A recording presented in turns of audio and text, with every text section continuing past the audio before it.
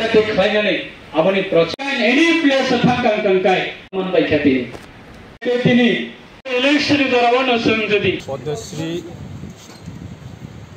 NC Debbarma तथा प्राक्तन राज्य सरकार कैबिनेट मंत्री उनार नेतृत्वे 2009 এই আইপিএফটি পার্টি প্রতিষ্ঠা হয়েছিল।